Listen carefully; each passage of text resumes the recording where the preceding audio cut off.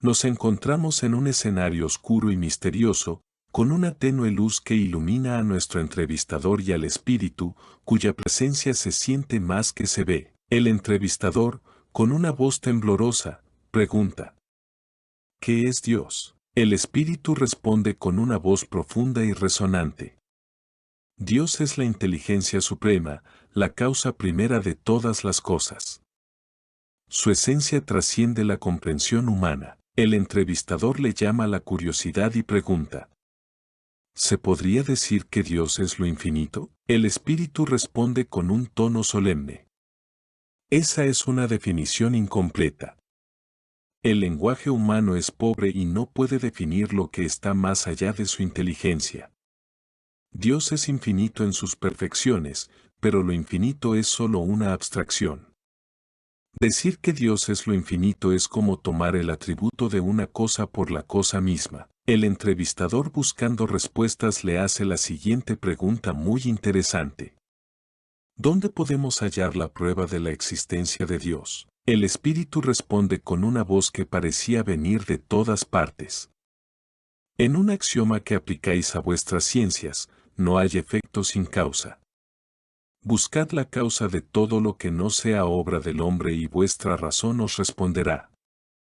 El universo existe, tiene una causa. Dudar de la existencia de Dios es negar que todo efecto tiene una causa y afirmar que la nada ha podido hacer algo. El entrevistador, reflexionando un poco, pregunta: ¿qué consecuencia se puede sacar del sentimiento intuitivo de la existencia de Dios que todos los hombres llevan en sí? El espíritu responde con una voz suave pero firme: que Dios existe. Ese sentimiento no puede basarse en nada. Es una consecuencia del principio de que no hay efecto sin causa. Luego el entrevistador pregunta con escepticismo: ¿el sentimiento íntimo que tenemos de la existencia de Dios no sería un resultado de la educación y un producto de las ideas adquiridas? El espíritu responde con un tono de paciencia infinita: si así fuese, ¿por qué los que no poseen educación también tienen ese sentimiento? Si ese sentimiento fuera solo producto de una enseñanza, no sería universal. El entrevistador, intrigado por la respuesta, pregunta nuevamente: ¿podríamos hallar la causa primera de la formación de las cosas en las propiedades íntimas de la materia? Sin perder tiempo, el espíritu, con una voz que resuena en el aire, responde: pero entonces, ¿cuál sería la causa de esas propiedades? Siempre se requiere una causa primera. Atribuir la formación de las cosas a las propiedades de la materia es tomar el efecto por la causa. El entrevistador, siempre incrédulo, pregunta: ¿qué pensar de la opinión que atribuye la formación primera a una combinación fortuita de la materia, al azar? El espíritu, mostrando una risa suave y etérea, responde: otro absurdo. ¿Qué hombre de buen sentido puede considerar al azar como un ser inteligente? La armonía del universo revela un poder inteligente. Atribuir la formación al azar es una falta de sentido, pues la casualidad es ciega y no puede producir los efectos de la inteligencia. El entrevistador, con admiración, pregunta: ¿en qué se conoce, en la causa primera, una inteligencia suprema, superior a todas las demás? El espíritu responde con una voz que llena el espacio: tenéis un proverbio: por la obra se conoce a su autor. Mirad la obra y buscad al autor. El orgullo engendra la incredulidad. El hombre orgulloso no quiere nada por encima de él. El poder de una inteligencia se juzga por sus obras. Ningún ser humano puede crear lo que la naturaleza produce. La causa primera es una inteligencia superior a la humanidad. Cuanto más grande sea lo que realiza el hombre, tanto más grande será la causa primera. Esta es la inteligencia que constituye la causa primera de todas las cosas. El entrevistador, con una mezcla de asombro y reverencia, vuelve a preguntar: ¿puede el hombre comprender la naturaleza íntima de Dios? El espíritu responde con una voz que resuena como un eco en la oscuridad: no. Al hombre le falta un sentido para ello. El entrevistador, con esperanza, pregunta: ¿Será dado al hombre, algún día, comprender el misterio de la divinidad? El espíritu responde con un tono profético. Cuando su espíritu no se halle ya oscurecido por la materia y, por su perfección, se haya acercado a ella, entonces la verá y comprenderá.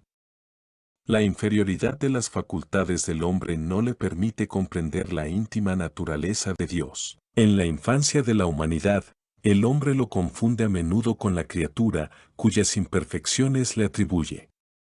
Pero, conforme el sentido moral se va desarrollando en él, su pensamiento penetra mejor en el fondo de las cosas y se forma acerca de Dios una idea más justa y más de acuerdo con la sana razón, si bien siempre incompleta. El entrevistador con curiosidad creciente pregunta: si no nos es posible comprender la naturaleza íntima de Dios, ¿podemos tener una idea de algunas de sus perfecciones? El espíritu responde con una voz serena y sabia: de algunas, sí.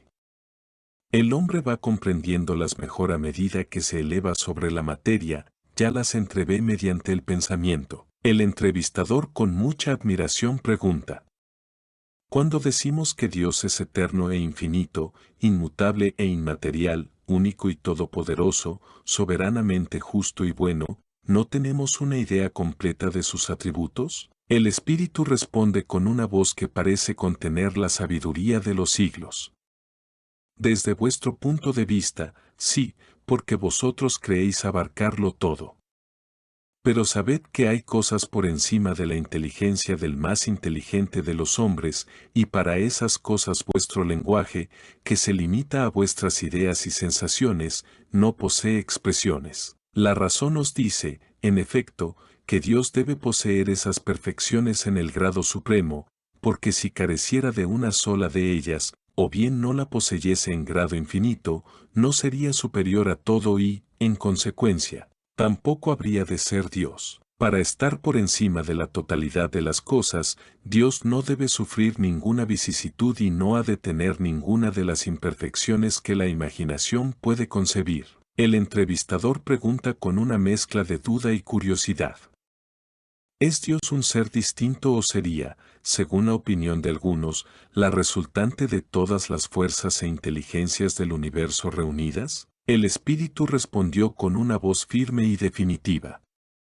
si así fuese, Dios no existiría, por cuanto sería efecto y no causa. Y no puede ser a la vez uno y otra. Dios existe, y no podéis dudar de ello. Esto es lo esencial. Creedme, no vayáis más allá. No os internéis en un laberinto del que no podríais salir. Esto no os haría mejores, sino quizá un tanto más orgullosos, debido a que creeríais saber y en rigor de verdad nada sabríais. Así pues, dejad a un lado todas esas indagaciones. Bastantes cosas tenéis que os tocan más directamente. Estudiad vuestras propias imperfecciones a fin de desembarazaros de ellas. Esto os resultará más útil que querer penetrar lo impenetrable. El entrevistador, con una mezcla de curiosidad y asombro, pregunta: ¿qué pensar de la opinión según la cual todos los cuerpos de la naturaleza, seres y mundos del universo serían partes de la divinidad y constituirían, en conjunto, la divinidad misma, esto es, la doctrina panteísta? El espíritu responde con una voz profunda y resonante: no pudiendo ser Dios, el hombre quiere por lo menos ser una parte de él.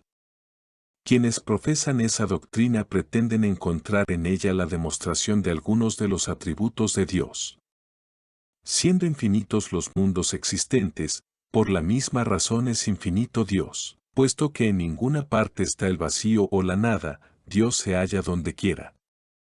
Y encontrándose Dios por doquier, ya que todo es parte integrante de Él, da a todos los fenómenos de la naturaleza una razón de ser inteligente. El entrevistador, con una mirada pensativa, pregunta: ¿qué se puede oponer a este razonamiento? Finalmente, para terminar la entrevista, el espíritu responde con una voz firme y clara: la razón. Reflexionad con madurez y no os será difícil comprender lo absurdo de ello.